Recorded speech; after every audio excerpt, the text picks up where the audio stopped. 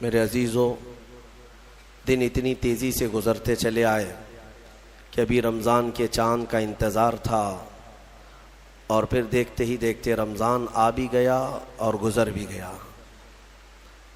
اور حدیث پاک میں حضور اکرم صلی اللہ علیہ وسلم نے ارشاد فرمایا، آخر زمانے میں دنوں میں اس قدر تیزی آئے گی کہ سال مہینے کے برابر لگے گا، اور مہینہ ہفتے کے برابر، اور ہفتہ ایک دن کے برابر۔ اب وقت میں برکت نہیں، بہت تیزی سے دن گزرتے چلے جائیں گے۔ میں میرے پروردگار کا کروڑا کروڑ شکر و احسان بجا لاتا ہوں کہ اس نے ہمیں مکمل ختم قرآن تک اس مصلی پر اپنی رحمتوں سے نوازا، آسانیاں عطا کی، اور آپ سب کو سماعت کی سعادت بخشی۔ یہ کم اعزاز نہیں ہے میرے عزیزوں، آپ نے شروع سے لے کر اخیر تک اس رب ذوالجلال کے لاہوتی کلام کو سنا ہے جو پتھروں پر نازل ہو تو ریزہ ریزہ ہو جائے، اور اس مصلی پر پڑھنے کی اگر اس نے سعادت بخشی ہے تو یہ اس کا بہت بڑا احسان ہے۔ قرآن جب ختم ہوتا ہے تو اس کا غم حافظ قرآن کو اندازہ ہوتا ہے۔ صبح سے شام تک، شام سے صبح تک قرآن سے چمٹے رہتے ہیں ہر دن۔ ابھی تراویح ہوئی، واپس جانے کے بعد کل کی تراویح کے فکر میں پورا دن گزرتا ہے۔ قرآن پاک کی کون کون سی صورتیں پڑھنا ہے، اسی میں اس کا پورا ذہن پورا دن گھومتا رہتا ہے، اور جب قرآن ختم ہوتا ہے تو دوسرے دن ایسا لگتا ہے کہ ساری دنیا ہی ختم ہو گئی، اب بالکل خالی خالی، اور عجیب سی کیفیت چند دنوں تک لگتی ہے۔ حفاظ قرآن اس کو بہتر جانتے ہیں۔ میرے عزیزوں، ہم نے قرآن عظیم یہاں پر تلاوت کی، میں یہ نہیں کہتا کہ ہم غلطیوں سے محفوظ رہیں گے۔ انسان خطا کا مرکب ہے، سہون بہت ساری غلطیاں در آتی ہیں ہر انسان سے۔ میں اللہ رب العزت کی بارگاہ میں توبہ بھی کرتا ہوں، استغفار بھی کرتا ہوں کہ مولا جانے میں انجانے میں قرآن عظیم کے پڑھنے میں، اس کی رعایات کی حقوق کی رعایات میں جہاں کہیں ہم سے خطا سرزد ہوئی ہو، اپنے فضل و کرم سے معاف فرما دے۔ پڑھنے میں، سننے میں جو کچھ بھی مولا ہم سے کمی زیادتی ہوئی ہو، اپنے فضل و کرم سے معاف فرما۔ میرے عزیزوں، قرآن عظیم پڑھنے میں بھی وہ لطف ہے، سننے میں بھی وہ لطف ہے۔ قیامت کے دن فرمایا جائے گا، یہ بھی حدیث پاک ہے، کہ جو قرآن پڑھتا تھا اسے رب تعالیٰ فرمائے گا قرآن پڑھتا جا، قرآن پڑھتا جا۔ وہ جب قرآن پڑھتا جائے گا تو اسے حکم ہوگا ایک ایک آیت پڑھ اور ایک ایک درجہ اوپر جا، ترقی کرتا جا۔ وہ قرآن پڑھتا رہے گا اور درجات کی بلندی اس کی ہوتی رہے گی۔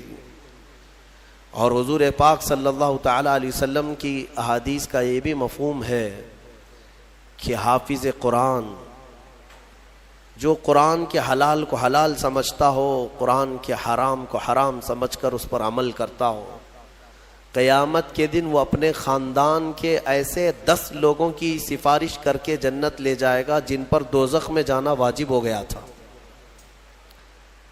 اپنے خاندان کے ایسے 10 افراد کو لے جانے کی اسے اجازت دی جائے گی۔ اور مجھے آج اس مصلی پر، محراب پر قرآن پاک کا دور سناتے ہوئے 23 سال گزر گئے۔ الحمدللہ یہ 23واں سال ہے میرا تراویح کا۔ قرآن پاک، اور میرے خیال سے ہاشمی مسجد میں نے 6 سال سنایا ہے، یہ 6واں سال تھا مختلف مقامات پر۔ لیکن کبھی یہ موٹے قرآن کو، اتنا ضخیم قرآن اٹھا کر کے ہم دیکھتے ہیں تو یقین نہیں ہوتا کہ یہ پورا کا پورا سینے میں آیا کیسے، یہ محفوظ کیسے ہے۔ اور جب بندہ پڑھنے لگتا ہے حافظ قرآن، حقیقت میں بتاؤں، میں اپنی بات بتا رہا ہوں، باقی دوسرے حفاظ اکرام وہ بہتر جانتے ہیں، ہماری محنت سے کچھ نہیں ہوتا، جب پڑھنے کے لیے وہ کھڑا ہو جاتا ہے تو من جانب اللہ، خود اللہ تعالیٰ اس کی مدد فرماتا ہے۔ اگر اللہ رب العزت دروازے نہ کھولے تو وہ ایک آیت آگے نہیں بڑھ پائے گا۔ ہاں، یہ رب تبارک و تعالیٰ کی طرف سے انعام ہے، اکرام ہے۔ میرے عزیزو، یہ قرآن یاد کرنے کے لیے جب بچے بھی کوشش کرتے ہیں تو 5 سال کے بچے بھی حافظ قرآن بنے ہیں، دنیا میں ریکارڈ ہے۔ اور آپ کو پتہ ہے حضرت سیدنا مخدوم جہانگیر اشرف سمنانی رحمۃ اللہ تعالی علیہ 7 سال کی عمر میں قرات سبع یعنی 7 قراتوں کے ساتھ حافظ قرآن ہو چکے تھے۔ وہ بڑے بڑے علماء بھی نہیں آج 7 قرات جانتے ہیں۔ 7 قراتیں ہیں قرآن پاک کی، سب میں الگ الگ انداز ہے پڑھنے کے، اور وہ ایک عربی لینگویج جاننے والا، نحو اور صرف اور ان تمام امور کو جاننے والا یہ قرات سبع بہتر سمجھ سکتا ہے، عام لوگوں کے سمجھ میں نہیں آئے گی یہ چیزیں۔ وہ 7 سال کی عمر میں 7 قراتوں کے ساتھ حافظ تھے۔ میرے عزیزو، یہ قرآن آج بھی معجزہ ہے، سینوں میں یوں ہی نہیں آتا، بڑا ذہین بھی ہو اور رب تبارک و تعالیٰ کی مرضی نہ ہو تو اس کے سینے میں ایک پارہ بھی نہیں آتا۔ اور کبھی ہم نے دیکھا ہے بڑا کند ذہن ہے، کچھ آتا نہیں ہے، اسکول میں 0 تھا لیکن قرآن حفظ کرنے پر لگا تو پورا حافظ قرآن بنا ہے۔ ایسے بھی میں جانتا ہوں جن کو 2+2 معلوم نہیں ہے لیکن حافظ قرآن ہو جاتے ہیں۔ یعنی اس قدر دیہات سے آئے ہوئے بچے تھے جن کو کچھ نہیں معلوم تھا لیکن قرآن پورا یاد تھا۔ یہ معجزہ ہے قرآن کا۔ اعلیٰ حضرت امام احمد رضا خان فاضل بریلوی رضی اللہ تعالیٰ عالم تھے، بڑے مفتی تھے۔ آپ اندازہ کریں 14 سال کی عمر میں وہ مفتی بن چکے تھے۔ 13 سال کچھ مہینے، جس دن وہ بالغ ہوئے اس دن پہلا فتویٰ انہوں نے لکھا ہے 14 سال کی عمر میں۔ بہترین عالم، بہترین مفتی، لیکن حافظ نہیں تھے آپ، قرآن کے حافظ نہیں تھے۔ کسی نے آپ کو خط میں القاب لکھا، حضرت علامہ مولانا حافظ و قاری احمد رضا خان صاحب، اس میں حافظ و قاری کا بھی لقب لگا دیا۔ دوسرے ہوں تو پھیل جائیں گے کہ جتنے لقب فری میں ملے اچھا ہی ہے۔ اعلیٰ حضرت نے دیکھا کہ میں حافظ ہوں نہیں اور لوگ مجھے حافظ سمجھ رہے ہیں۔ یہ شعبان کی آخری تاریخ تھی، شاید دوسرے دن سے رمضان شروع ہو رہا تھا۔ آپ نے اس خط والے کے گمان کے مطابق اپنے آپ کو اتارنے کے لیے عزم کر لیا کہ اس کے خط کا جواب بعد میں لکھوں گا، حافظ قرآن پہلے بنوں گا، کیونکہ اس نے حافظ کہا ہے، مجھے حافظ قرآن کہا۔ تو اعلیٰ حضرت کا معمول یہ تھا کہ روزانہ رمضان میں فجر سے لے کر کے شام تک ایک پارہ یاد کرتے تھے اور تراویح میں ایک پارہ سنا دیتے تھے، یہاں تک کہ 29ویں رمضان کو یا 27 کو آپ مکمل 1 مہینے کے اندر حافظ قرآن ہو گئے۔ 1 مہینے کے اندر حافظ قرآن، ہاں 1 مہینے میں وہ حافظ قرآن ہو گئے۔ قرآن کا یہ معجزہ ہے، اللہ تبارک و تعالیٰ وہ جس کے سینے میں چاہے اس کو عطا فرماتے۔ میرے عزیزو، آج بھی بہت سارے ایسے بچے ہیں جو قرآن کو یاد کرتے ہیں بہت بچپن میں، اور ان کے ذہن کے دریچے ایسے کھل جاتے ہیں۔ آپ نے مولانا حارث صاحب کے پیچھے بھی تراویح پڑھی ہے، یہ ہمارے بھتیجے ہیں، انہوں نے تقریباً 4.5 مہینے میں پورا حفظ قرآن کیا۔ الحمدللہ انہوں نے بھی ایک ریکارڈ قائم کیا تھا، اور اپنے سبق کے دوران انہوں نے 29واں پارہ 2 دن میں پورا پارہ سنایا تھا، آدھا پارہ ایک دن یاد کر لیا۔ تو یہ اپنے کمال کی بات نہیں، یہ اپنے کسب اور اپنے ذہن کی بات نہیں، رب تبارک و تعالیٰ کی عطا اور فضل۔ امام اعظم ابو حنیفہ کے ایک شاگرد ہیں امام محمد، یہ چھوٹی عمر میں امام اعظم کے پاس پڑھنے کے لیے آئے، داڑھی نہیں تھی، چھوٹے تھے۔ تو امام اعظم ابو حنیفہ رحمۃ اللہ علیہ کے پاس بڑے بڑے ان کے جو شاگرد تھے، علماء تھے، محدثین بیٹھتے تھے، اس میں ایک چھوٹی عمر کا لڑکا آیا ہے، تو امام اعظم نے ان کو ٹال دیا کہ جاؤ بعد میں، لیکن شوق اتنا تھا امام محمد کا کہ وہ ہٹنے کو تیار نہیں تھے۔ امام اعظم ابو حنیفہ نے ان کو ٹالنے کے لیے کہا کہ بیٹا میں انہی کو پڑھاتا ہوں جو حافظ قرآن ہوتے ہیں، تم حافظ ہو؟ کہا حافظ تو نہیں، حافظ بننے میں 2-3 سال لگ جائیں گے، جب تک تھوڑا سا جوانی آ جائے گی پھر سمجھ لے گا۔ کہا جاؤ حفظ کر کے آؤ۔ وہ گئے، 8 دن کے بعد پھر آئے امام اعظم کے پاس، کہا کہ حضور مجھے شاگردی میں لے لیجئے۔ کہا میں تم کو پچھلے ہفتے بھیجا تھا حافظ بن کر کے آنا، انہوں نے کہا میں پورا حافظ بن کر کے آیا ہوں 8 دن کے اندر۔ میرے عزیزو، یہ اللہ تبارک و تعالیٰ کی طرف سے انعام ہے، اور میرے آقا صلی اللہ تعالیٰ علیہ وسلم کا زندہ معجزہ ہے۔ اللہ تبارک و تعالیٰ اس قرآن پاک کی خوب برکتیں ہمیں عطا فرما ہے۔ قرآن کو نہ چھوڑو اے میرے عزیزو، قرآن کو چھوڑ کر کے آج اس قدر گمراہی آئی ہے۔ وہ زمانے میں معزز تھے مسلمان ہو کر، آج ہم خار ہیں تاریک قرآن ہو کر، قرآن کو چھوڑ کر ذلیل ہیں ہم۔ قرآن کو چھوڑنے کی وجہ سے یہ ساری آفات ہیں۔ اور پچھلی قوموں کے بارے میں قرآن میں اللہ تعالیٰ نے فرمایا، اللہ تعالیٰ ان سے فرمایا خذوا ما آتیناکم بقوہ، ہم نے جو تمہیں دیا ہے وہ مضبوطی سے پکڑو۔ یعنی یہودیوں کو تورات دی گئی تھی، بنی اسرائیل کو زبور دی گئی تھی، اور ہر ایک امت کو یہ کہا گیا ہے کہ مضبوطی سے یہ کتاب تھامے رہو۔ جو اللہ کی کتاب اتری ہے یہ صرف اور صرف جھاڑ پھونک کے لیے نہیں ہے، یہ تمہاری پوری زندگی کا دستور آیا ہے۔ ہاں کل کیا ہونے والا ہے یہ قرآن میں پڑھو، یہ بے خبر نجومی تمہیں کیا بتائیں گے؟ قرآن عظیم تمہاری زندگی کا پورا دستور العین ہے۔ اس کو چھوڑ کر کے ہم ادھر ادھر کی آج ٹھوکروں پر مجبور ہو چکے ہیں۔ میرے عزیز و حیرت ہے ہماری قوم کو، طوطے کے پاس جا کر کے اپنا بھوش پوچھتے ہیں، چٹھی نکال کر کے کہ میرا بھوش کیا ہونے والا ہے۔ وہ بھی سڑک چھاپ آدمی جو طوطا لے کر کے خود سڑک پر بیٹھا ہے، وہ لوگوں کا مستقبل بتا رہا ہے۔ ہائے، یہ اس کی بیوقوفی نہیں ہے، اس کے پاس جانے والے کتنے بڑے بیوقوف ہیں۔ مستقبل تمہارا بتا رہا ہے اور خود جو ہے سڑک چھاپ بنا ہوا ہے۔ ہاں، ساری دنیا کے مستقبل بھوشمانی کر رہا ہے، لکیریں پڑھ رہا ہے، اور خود کی لکیر شاید پوری مٹی ہوئی ہے۔ عقل ہے یا نہیں ہے جو لوگ اس طرح کی جگہ پر جاتے ہیں؟ میرے آقا صلی اللہ علیہ وسلم نے فرمایا من اتا بکاہن فقد کفر بما انزل علی محمد، جو کسی کاہن جوتش کے پاس گیا، میرے آقا فرماتے ہیں اس نے محمد کا انکار کر دیا صلی اللہ علیہ وسلم۔ محمد صلی اللہ علیہ وسلم پر جو کچھ اتارا گیا ہے اس کا اس نے انکار کر دیا۔ کیوں جاتے ہو؟ قرآن تمہارے پاس سب سے بہتر کتاب ہے، قرآن عظیم، ساری چیزیں تمہارے پاس۔ اللہ تعالیٰ نے فرمایا وَلَا رَطْبٍ وَلَا يَابِسٍ إِلَّا فِي كِتَابٍ مُبِينٍ، کوئی خشکی اور کوئی تری کی بات ایسی نہیں ہے جو ہم نے قرآن میں بیان نہ کیا ہو، سب ہے قرآن میں۔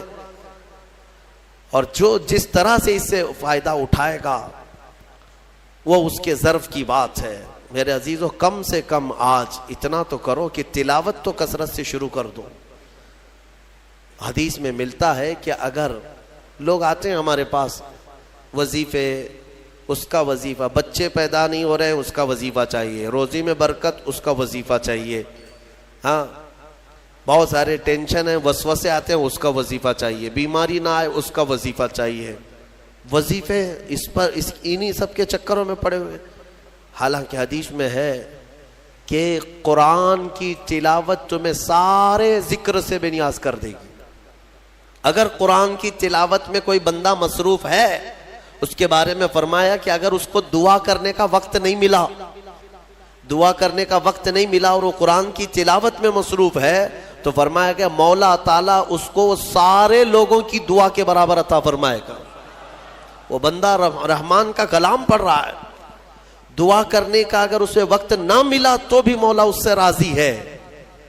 میرے عزیزو، قرآن پڑھنے کے آداب میں بھی آج میں دیکھتا ہوں تو لوگوں کو کھجلی ہونے لگی، ادھر ادھر پینچیاں بدلنے لگے. قرآن پاک پڑھتے وقت تمہارے اندر رقت طاری ہو تو سمجھ لینا ایمان بھر گیا ہے. قرآن کی یہ صفت بتائی گئی وَإِذَا تُلِيَتْ عَلَيْهِمْ آيَاتُهُ زَادَتْهُمْ ایمانا. یہ کون لوگ ہیں جو اللہ تبارک و تعالیٰ کے پرہیزگار بندے کون ہوتے ہیں؟ ان کے بارے میں اللہ فرما رہا ہے کہ جب ان کے پاس قرآن کی آیتیں تلاوت کی جاتی ہیں تو ان کا ایمان بڑھ جاتا ہے. وَجِلَتْ قُلُوبُهُمْ, ان کا دل ہلنے لگتا ہے شوق سے اللہ کی بارگاہ میں.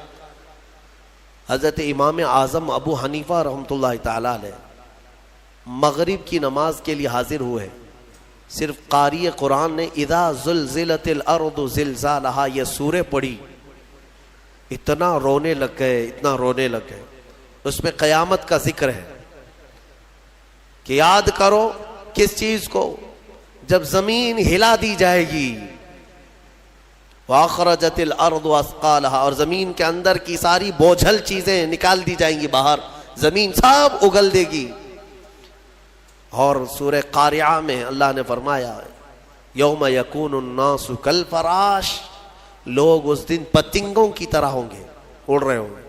وَتَكُونُ الْجِبَالُ كَالْعِهْنِ, اور پہاڑ روئی کے پھاہے ہوتے, روئی کے اس طرح پہاڑ جو ہے ہواؤں میں اڑ رہے ہوں گے. پورے بڑے بڑے پہاڑ روئی کے پھاہے کے طرح اڑ رہے ہوں گے.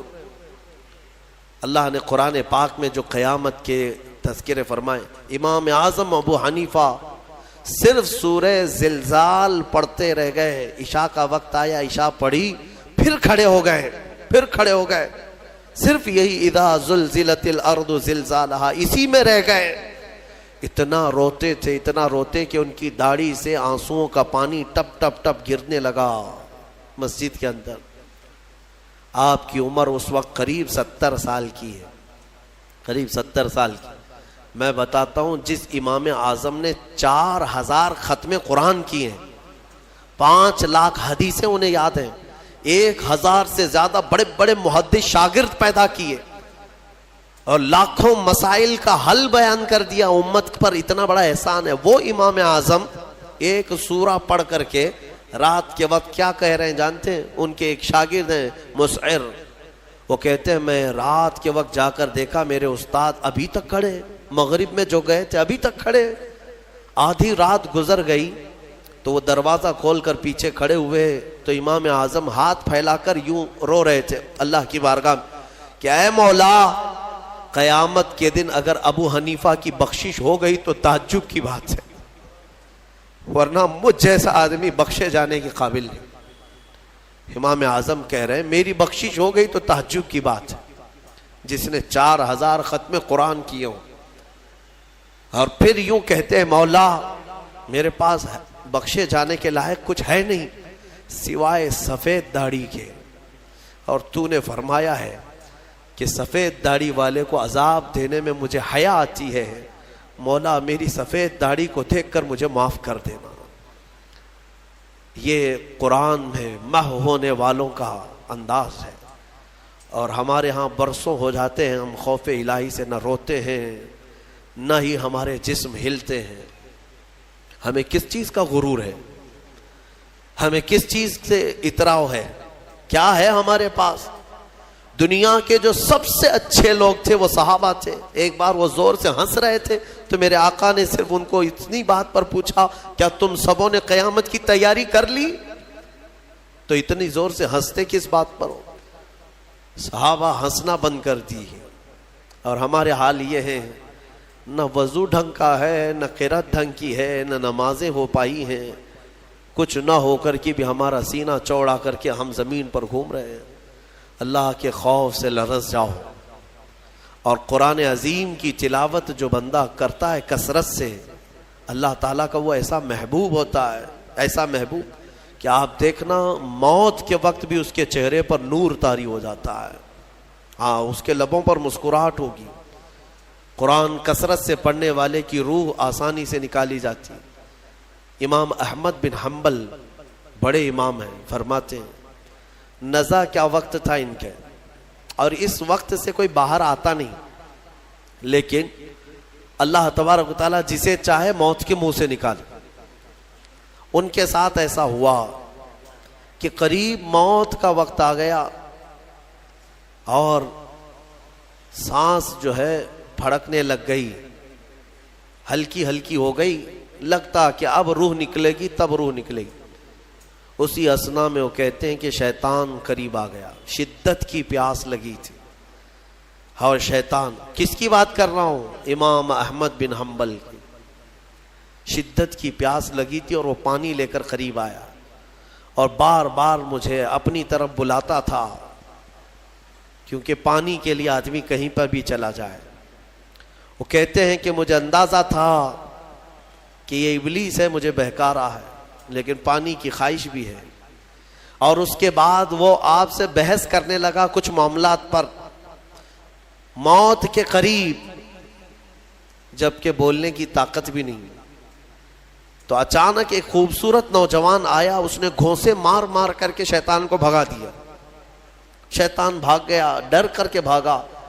امام احمد بن حنبل کہتے ہیں مجھے سکون ہوا, کم سے کم اس کی شرارتوں سے بچ گیا. وہ نوجوان اتنا حسین تھا, بہت خوبصورت تھا. میں نے اس سے پوچھا کہ میں نے تجھے زندگی میں کبھی دیکھا نہیں, تو کون ہے؟ وہ نوجوان کہتا ہے احمد بن حنبل, میں سورہ یاسین ہوں, جس کو تم روزانہ تلاوت کرتے تھے. اللہ نے مجھے آج یہ شکل دی اور اس ابلیس کو میں نے مار کر بھگایا کہ تمہاری نزع میں وہ تمہیں گمراہ نہ کر سکے. بہرحال یہ کیفیت ان کی ختم ہوئی, آپ نے یہ بیان کیا. پھر بعد میں دوبارہ آپ شاید نزع کے عالم میں گئے اور انتقال ہوا. لیکن میرے عزیزو, اندازہ کرو, اتنے بڑے امام جن کا حال یہ ہے کہ لاکھوں حدیثوں کے وہ حافظ ہیں, ان کے ساتھ ابلیس اخیر وقت میں ایسے شدت سے گمراہ کرنے کی کوشش کرتا ہے, تو ہمارا اور تمہارا کیا حال ہوگا؟ اگر کوئی چیز اس وقت بچائے گی تو یہ اللہ کا کلام. یہاں تک کہ جب قبر میں دفن کر کے لوگ چلے جاتے ہیں تو قبر کے حالات بہت سخت ہیں. قبر بڑی چھوٹی ہے, ہم خود ہی کھودتے ہیں, جانتے ہیں کتنی قبر ہوتی ہے. اپنے مردوں کو آپ دفنا کر کے آتے ہیں, اتنی ہوتی ہے کہ کروٹ بھی نہیں لے پاتا مردہ, اور وہ بھی اس کو اتنا ٹائٹ کر کے نیچے پتھر یا اینٹ, یہ ڈھیلے سب رکھ کر کے قبلے کی طرف کر کے اس کو بند کر کے آ جاتے ہیں. پتہ ہے کس قدر گھبراہٹ ہوتی ہے, بہت گھبراہٹ ہوتی ہے. یہ مت سمجھنا کہ مردے کو اب کچھ پتہ نہیں چلتا. یہاں تک کہ حدیث میں ہے تمہارے چلنے کے چپلوں کی آواز تک وہ مردہ سنتا ہے. بولنے کی آواز تو چھوڑے, چلنے کی آواز بھی وہ قبر میں سنتا ہے. ہر چیز, زندوں کے کانوں سے زیادہ کان اس کے تیز سنائی دیتا ہے اس کو. اور جب لوگ چھوڑ کر کے جا رہے ہوتے ہیں, وہ اس قدر گھبراہٹ کا شکار ہوتا ہے کہ اس تنگ و تاریک کوٹھری میں پہلی بار اس کو ڈالا گیا ہے. زندگی بھر کبھی اتنے چھوٹے گڑھے میں نہیں سویا. ہاں, اب حضور پاک صلی اللہ علیہ وسلم نے فرمایا ہے, رشتہ داروں کو بھی کہا ہے کہ دفنانے کے بعد تھوڑی دیر بیٹھ جاؤ قبر کے پاس کہ اس کی گھبراہٹ کم ہو. لیکن کون بیٹھتا, کون ہے؟ سب کو اپنی جلدی ہے. عزیز لوگ بھی نہیں بیٹھتے, نکل آتے ہیں. بھائی ہوں, باپ ہوں, بیٹے ہوں, سب نکل کر کے آ جاتے ہیں, اللہ ماشاء اللہ. لیکن اس اندھیری قبر میں جب لوگ قبرستان سے آ جاتے ہیں, عجیب و غریب آوازیں مردے کو سنائی دینے لگتی, زمین ہلنے لگتی ہے اور دونوں جانب سے دباتی ہے زمین. میرے آقا صلی اللہ علیہ وسلم نے فرمایا ان ضغطۃ القبر حق, قبر کا جھٹکا دینا حق ہے, ہر ایک کے ساتھ ہوگا. صحابی رسول سعد بن معاذ کے بارے میں حضور نے فرمایا ان کو قبر دبا رہی تھی. قبر سب کو دبائے گی, لیکن کچھ کو ایسے دبائے گی کہ ان کی ہڈی پسلیاں الگ ہو جائیں, اور کچھ کو محبت سے دبائے گی. لیکن فرمایا کہ قبر جو ہے اس وقت اندھیری اور پھر عجیب و غریب آوازیں, تنہائی الگ, کوئی نہیں ہے قریب, کوئی نہیں ہے. اس وقت کچھ لوگوں کی قبر میں ایسا ہے کہ اچانک ایک نورانی شکل کا نوجوان سرانے کے پاس آ کر بیٹھتا ہے اور کہتا ہے میں تیرا دوست ہوں, تو گھبرا مت، میں تیری دوستی نبھانے آیا ہوں۔ مردہ پلٹ کر کے دیکھتا ہے، پوچھتا ہے تو کون ہے؟ تو کہتا ہے میں اللہ کا کلام قرآن پاک، قرآن مقدس رفیق بن کر، انیس بن کر قبر میں آتا ہے۔ میرے عزیزو، اس قرآن سے محبت کرو، اس قرآن سے محبت کرو۔ مجھے افسوس ہوتا ہے رمضان میں بھی کچھ لوگ ایسے ہیں جو قرآن سننا نہیں چاہتے، ان کو سال میں ایک بار ہی تو موقع ملتا ہے، ان موقعوں کو بھی گنوا دیتے ہیں، بازاروں کی زینت بنے رہتے۔ بازار کتنے بازار کرو گے؟ کتنے؟ سال بھر تو بازار کھلا ہے، کیا یہ تراویح پھر رمضان کے بعد ملنے والی ہے؟ ضائع کر دیتے ہیں۔ ایک تو تم حافظ قرآن ہو نہیں، قرآن گھر میں پڑھتے نہیں، ایک حافظ تمہارے ہاں آ گیا سنانے کے لیے اللہ کا کلام، اس کے لیے بھی پیچھے بھاگ جا رہے ہو، تو گویا کہ تم قرآن کے ساتھ بہت ناانصافی کر رہے ہو۔ قرآن کو پیٹ پیچھے ڈال چکے، اس کے حقوق نہیں ادا کرتے۔ گھروں میں جا کر کے دیکھو تو بہت اونچے طاق پر اس کو رکھ دیا ہے۔ قرآن پر تو اتنی دھول جمع ہوتی ہے کہ اتنی دھول نہ فریج پر نہ ٹی وی پر۔ ٹی وی اور فریج اور واشنگ مشین تو روز صاف ہو جاتے ہیں، قرآن پاک پر ہاتھ بھی نہیں لگتا۔ کیوں قرآن کے ساتھ یہ دوہرا سلوک ہے؟ یہی تو ہے میرے عزیزو، درس قرآن اگر ہم نے نہ بھلایا ہوتا، یہ زمانے نے زمانہ نہ دکھایا ہوتا۔ شاعر نے بہت اچھے انداز میں کہا، درس قرآن کو اگر ہم نے نہ بھلایا ہوتا، یہ زمانے نے زمانہ نہ دکھایا ہوتا۔ یہ سارے ہمارے اندر ہیں۔ اٹھو، آج بھی تمہارے پاس وقت ہے، قرآن کو پڑھو، سیکھو۔ اور میں کہتا ہوں آج کے دور کے مسلمان، سخت پکڑ ہوگی تمہاری، تمہارے پاس یہ عذر بھی نہیں ہے کہ اللہ کی بارگاہ میں کہیں گے کہ مولا پڑھانے والا کوئی تھا نہیں، سیکھنے کا کوئی ذریعہ تھا نہیں۔ آج تمہارے ہر ایک کے ہاتھ میں موبائل ہے، قرآن ہے، سینکڑوں قاریوں کی قرت ہے۔ انٹرنیٹ صرف گانے سننے کے لیے نہیں، قرآن سیکھنے کے بھی وہاں ذریعے موجود ہیں۔ پورے عالم بننے کے مدرسے چل رہے ہیں آن لائن، قرآن پڑھانے والے پڑھا رہے ہیں، لیکن اب عذر تمہارے پاس کچھ بھی نہیں رہے گا۔ کیا کہو گے؟ کیا کہو گے کہ ہمارے ہاں کوئی عالم نہیں تھا، کوئی حافظ نہیں تھا، پڑھنے کا موقع نہیں ملا؟ نہیں، تمہاری سخت پکڑ ہوگی، تمہارے پاس سب تھا، تم نہیں چاہتے تھے قرآن پڑھنا، تم نہیں چاہتے تھے۔ میرے عزیزو، قرآن کی طرف آ جاؤ۔ میں آخر میں یہ بھی کہنا چاہوں گا کہ جو حفاظ قرآن ہوں، میں اپنے متعلق نہیں کہہ رہا ہوں، اپنے متعلق نہیں کہہ رہا ہوں، دیگر جو بھی حفاظ قرآن ہیں ان کا ادب بھی بجا لائیں۔ اللہ کا کلام ان کے سینے میں موجود ہے۔ اور آج یہ اس مصلی پر، اس محراب میں، اس سال کی میری آخری تراویح تھی۔ انبیاء اکرام علیہ السلام کی جو زبان تھی، قرآن میں اللہ نے فرمایا، وہی میں عرض کرتا ہوں ان کی سنت پر۔ لا اسألکم علیہ اجرا ان اجری الا علی رب العالمین۔ لوگوں، میں آپ سے اس خدمت پر 1 روپیہ بھی اجرت نہیں مانگتا، مجھے معاوضہ نہیں چاہیے آپ سب سے، میرا اجر رب العالمین کے حوالے ہے، میرا اجر اللہ رب العزت کے پاس ہے۔ مجھے آپ سب کی جو محبت ہے یہی کافی